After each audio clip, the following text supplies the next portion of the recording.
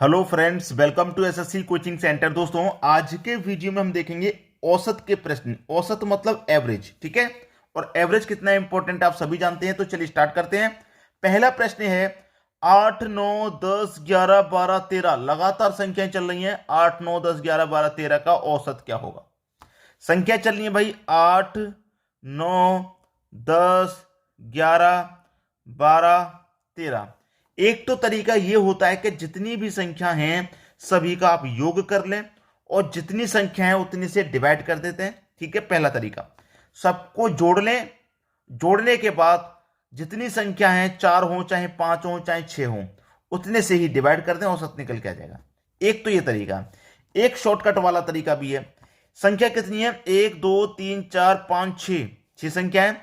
3 इधर से छोड़ो, 3 इधर से छोड़ो, बीच वाली संख्या आंसर होगी हमेशा।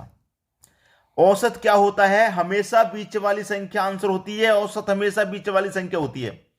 5 संख्या होंगी तो बीच वाली, 6 होंगी तो बीच में निकालनी है। अब जिसमें 6 संख्या है तो 3 इधर से छोड़े, 3 इधर से छोड़े तो इनके बीच में होगी संख्या। तो 10 और 11 के बीच में कौन सी संख्या होगी, 10.5 होगी कि नहीं, 10.5 होगी कि नहीं होगी, बिल्कुल होगी भाई। यही आपका आंसर है। एक तरीका तो ये हो गया शॉर्टकट वाला। एक तरीका क्या है, सभी को जोड़ लूं मैं। 13 और 12 25, 25 में 11 जोड़ू 36, 36 में 10 जोड़ू 46, 46 में 9 जोड़ूंगा 55 और 55 में मैं जोड़ दूंगा 8, तो ये कितना हो जाएगा 63। सबको जोड़ा मैंने 63 हुआ। कितनी संख्या है 1, 2, 3, 4, 5, 6 संख्या, तो 6 से डिवाइड, 6 से डिवाइड कर दूंगा। 10 बार में जाएगा सीधा सीधा, ठीक है। 10 बार में जाएगा, 3 जाएगा, 3 बचेगा, नहीं जाएगा 10 मतलब 30 हो जाएगा। 6 पंजे 30 आया कि नहीं आया 10.5, अभी भी 10.5 आया। तो दोनों तरीके मैंने बता दिए। सबको जोड़ के जितनी संख्या है उतनी से डिवाइड। 6 संख्या है यहां पे तो मैंने 6 से डिवाइड कर दिया जोड़ने के बाद। और एक तरीका यह है, बीच वाली संख्या निकाल लीजिए, वही आपका आंसर होता है। औसत हमेशा बीच वाली संख्या होता है। क्लियर हुई बात। अब देखेंगे अगला प्रश्न। अगला प्रश्न है 8, 10, 12, 14, 16 का औसत क्या है। भाई 8, 10, 12, 14, 16 का, आप 8, 10, 12, 14, 16 का अंतर क्या भैया, औसत क्या है। एक तो वही तरीका, या तो सबको जोड़ लो पहले, फिर जितनी संख्या उतने से डिवाइड कर दो, या फिर 5 संख्या है 1, 2, 3, 4, 5, तो 2 इधर से छोड़ो, 2 इधर से छोड़ो, बीच वाली संख्या आपकी आंसर होगी, क्योंकि बीच वाली संख्या ही हमेशा औसत होता है। लेकिन यह ट्रिक कब काम करता है, यह बात जानना भी जरूरी है। जब संख्याओं के बीच में अंतर समान रहे, जैसे 8 और 10 में 2 का अंतर, 10 और 12 में 2 का अंतर, 12, 14 में 2 का अंतर, 14, 16 में 2 का अंतर। जब अंतर समान रहे, चाहे 2, 2 का रहे, चाहे 1, 1 का, चाहे 3, 3 का, चाहे 4, 4 का, समान अंतर रहे, तो ये ट्रिक काम करती है। क्लियर है। अगर समान अंतर नहीं है तो फिर कौन सी ट्रिक काम आएगी, सबको जोड़ के जितनी संख्या उतने से डिवाइड कर दो, फिर वो काम आएगा, ठीक है। तो इसका औसत क्या हो गया, 12 हो गया। सी ऑप्शन बिल्कुल सही। अब देखेंगे अगला प्रश्न। अगला प्रश्न है 55, 49, 67, 47, 22। भाई यहां पर प्रश्न को देखिए, वही तरीका आ गया जो मैं आपको बता रहा था। क्या क्या दे रखा है, 55, 49, 67, 47 और 22। अब देखिए प्रश्न में क्या हो गया भाई, अंतर समान है क्या, सभी के बीच में नहीं है समान। तो मैंने क्या बताया, जैसे 55 में और 49 में 4 का अंतर, फिर 67 में तो बहुत ज्यादा, फिर 47 में तो 2 का अंतर। तो इसमें अंतर समान नहीं है, तो क्या तरीका बताया, जब अंतर समान नहीं रहेगा सबको जोड़ के जितनी संख्या है उतने से डिवाइड कर दो। जोड़ेंगे सबको, 2 और 7 9, 9 और 7 16, 16 और 9 25, 25 में 5 जोड़ देंगे 30, 30 का क्या जाएगा दोस्तों 0, कैरी का 3 रहेगा। कैरी का कितना 3, 2 और 4 6, 6 और 6 12, 12 और 4 16, 16 और 5 21, 21 में कैरी का 3 जोड़ देंगे तो 24। तो इनका योग कितना आ गया, 24 आ गया।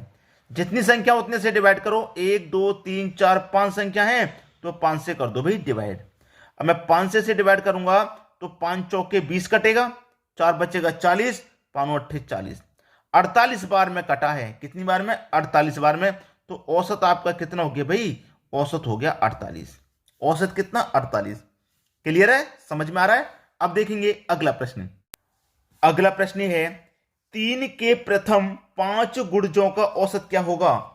3 के प्रथम 5 गुणज, तो सबसे पहला गुणज क्या हो जाएगा, 3 गुने 1, दूसरा गुणज 3 गुने 2, तीसरा गुणज 3 गुने 3, चौथा गुणज 3 गुने 4 और पांचवा गुणज 3 गुने 5। 5 गुणज की बात की है ना, तो मैंने 5 गुणज ले लिए 3 के।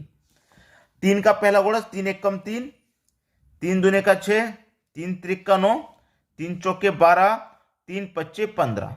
इनका क्या पूछ रहा है, औसत। मैंने क्या बताया है आपसे, जब संख्याओं में अंतर समान रहे, 3 और 6 में 3 का अंतर, 6 और 9 में 3 का अंतर, 9 और 12 में भी 3 का, 12 15 में भी 3 का, जब अंतर समान रहता है तो बीच वाली संख्या औसत होती है। तो 1 2 3 4 5 संख्या है, 2 इधर से छोड़ दो, 2 इधर से छोड़ दो, बीच वाली संख्या आंसर होगी। बीच वाली संख्या क्या हो गई, आपकी औसत। 9 आपका औसत हो गया, मतलब बी ऑप्शन बिल्कुल सही। समझ में आ गया किस तरीके से करते हैं इन प्रश्नों को। अब देखेंगे हम अगला प्रश्न। अगला प्रश्न है, दो संख्याओं का औसत m है, दो में से एक संख्या n है, तो दूसरी संख्या क्या है।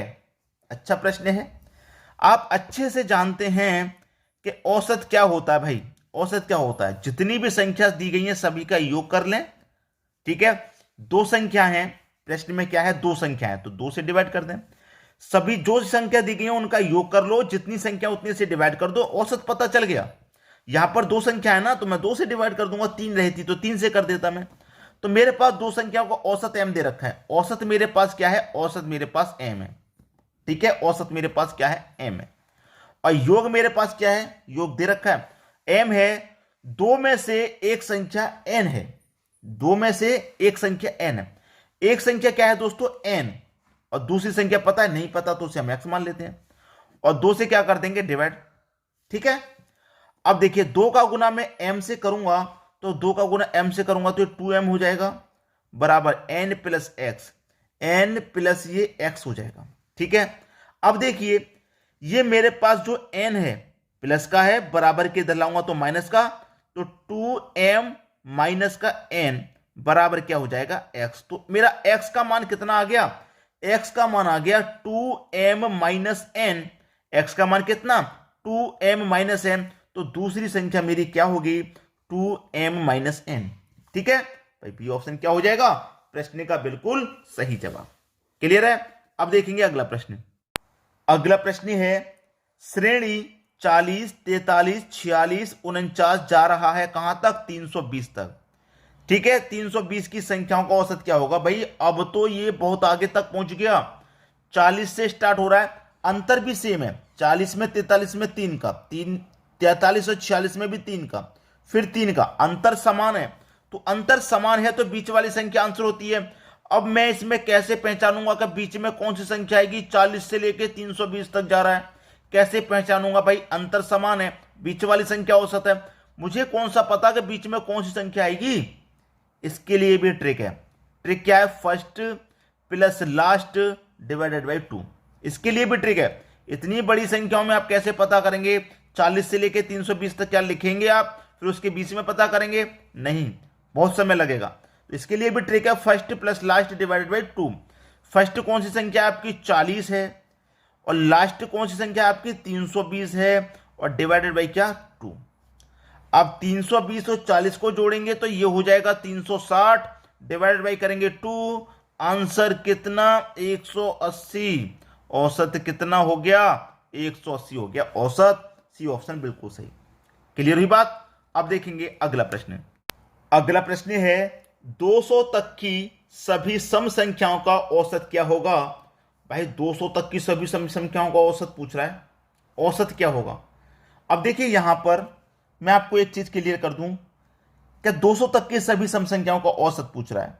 ठीक है, कोई बात नहीं, इसने 200 से आगे नहीं बढ़ाया, ये जो तक लगा दिया 200 तक। एक तो होता है कि 200 संख्याओं का औसत, एक होता है 200 तक। भाई 200 सम संख्या तो, भाई 200 सम संख्या तो बहुत हो जाएंगी, 400 के आसपास पहुंचेंगी संख्या, इसने 200 तक ही ब्रेक लगा दिया। ठीक है, 200 तक। तो क्या तरीका होता है, n plus 1 divided by 2। n कितना है, 200 है, उसमें कर दो प्लस 1। ठीक है, उसमें कर देंगे प्लस 1 और 2 से क्या कर देंगे, डिवाइड। तो 2 से 200 कितनी बार में कटेगा भाई, 100 बार में कटेगा, और 100 में कर देंगे प्लस 1, तो 100 में प्लस 1 कर देंगे तो कितना हो जाएगा, ये 101। यही क्या हो गया, आपका औसत। यह आपके प्रश्न का बिल्कुल सही जवाब हो जाएगा 101।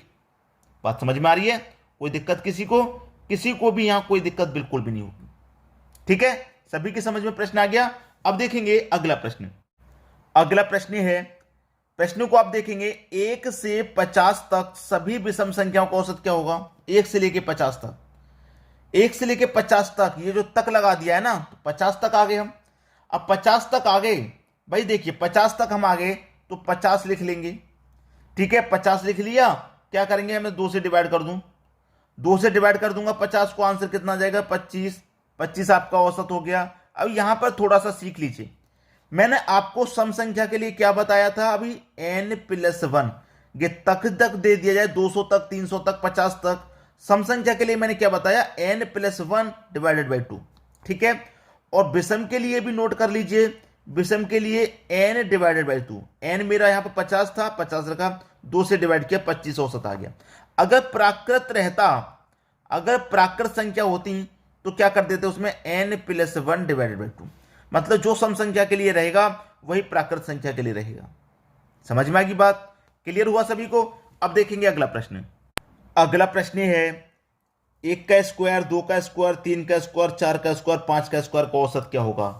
भाई स्क्वायर वाली संख्या है, लगातार 1 2 3 4 5 6 इस तरीके से, तो होगा क्या, इसके लिए जो फॉर्मूला नोट कीजिए, n+1, ठीक है, इनटू 2n+1 डिवाइडेड बाई 6। ठीक है, नोट कर लेना। n कितना है आपका, n कितना है, n याद रखिए, n होता है लास्ट पद, लास्ट वाली जो संख्या 5 है, n आपका 5 हो गया। 5 में जोड़ दूंगा 1 तो कितना हो जाएगा भाई 6।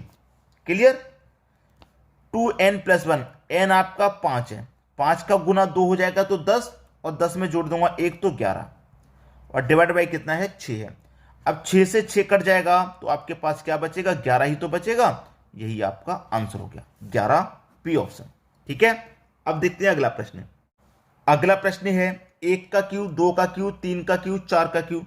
पहला देखा स्क्वायर वाला, अब देख रहे हैं हम क्यूब वाला। तो क्यूब वाले के लिए क्या फॉर्मूला रहता है, n इंटू n+1 का होल स्क्वायर और डिवाइडेड बाई 4 रहता है। n कितना है, लास्ट वाली संख्या n होती है 4, n आपका 4, 4 में जोड़ूंगा 1 तो 5 हो जाएगा, और 5 का स्क्वायर कितना हो जाएगा भाई 25 हो जाएगा।